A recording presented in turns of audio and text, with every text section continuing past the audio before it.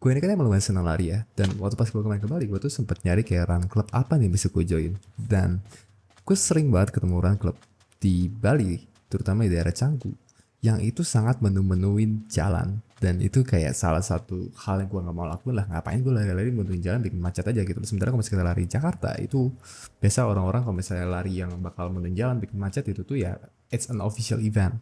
Kalau misalnya nggak official event ya waktu Car Free Day, which especially make sense right? Ya kalau misalnya nggak gitu ya lu lari di pinggiran lah kayak trotoar tapi lu tahu Canggu.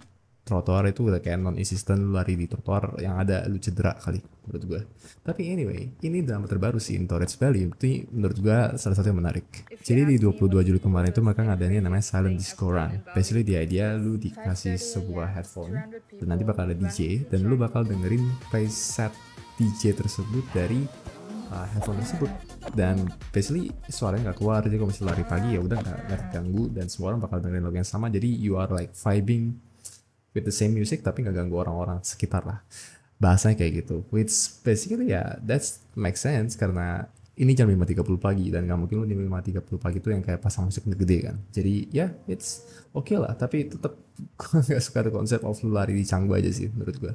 Tapi yang lagi bikin rame adalah sistem pendaftaran mereka. Di mana di sistem pendaftaran mereka, itu mereka pakai WhatsApp. Jadi di WhatsApp ini lu harus kayak masukin soal nama lu, nationality lu, kemudian juga lu umur berapa, terus nanti bakal dikasih kayak automatic respon entah lu masuk ke dalam grupnya atau eventnya, atau ya udah lu nggak masuk gitu ke dalam eventnya.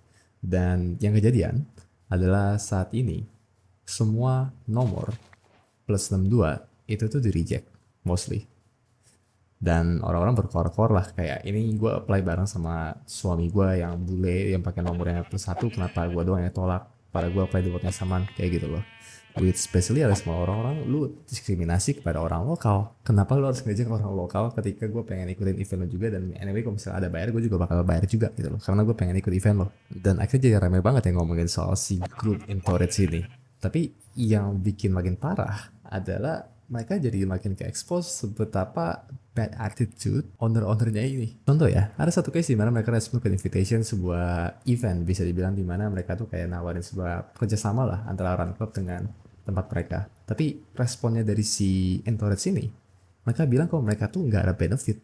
That's it. Nggak ada benefitnya buat kita, ngapain kita join? Thanks. Itu again ya kalau misalnya lu pengen kayak secara direct sih ya nothing wrong ya tapi again ini kita ngomongin partnership gak sih bukan secara teman kedua ada juga di mana mereka minta sampel gratisan buat event mereka.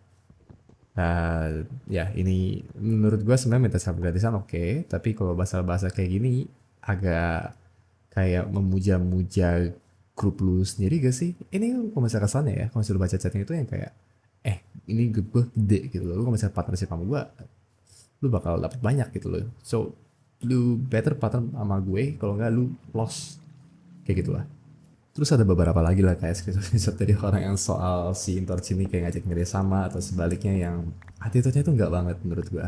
Dan ini yang terakhir menurut gue lumayan sangat jelek itu adalah ketika ada seorang warga lokal yang emang warga lokal ini sebenarnya for some background dia itu sulit mendengar dan warga lokal ini itu ada ikut event mereka berapa kali tapi ketika dia ikut event terakhir kali itu respon dari si owner itu kayak gini basically orang ini langsung bilang kalau misal lu better nggak datang lagi ke eventnya karena lu cuma minta free thing doang lu cuma minta free thing doang lu nggak mau kayak connect ke orang lain dan segala macam.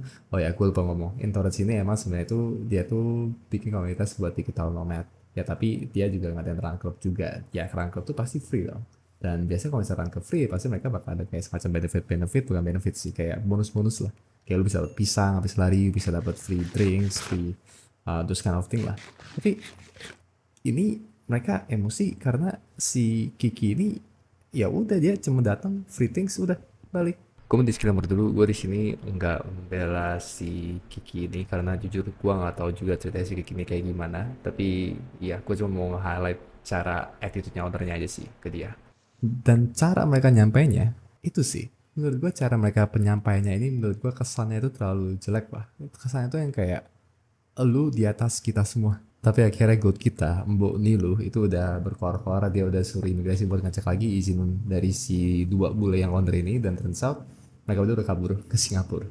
Dan pas dicek lagi ternyata bule-bule ini cuma punya turis visa, dan harusnya kalau misalnya turis visa lu nggak bisa kerja, lu nggak bisa ngadain event, lu nggak bisa ngelakuin apapun yang menghasilkan duit lah dari negara ini.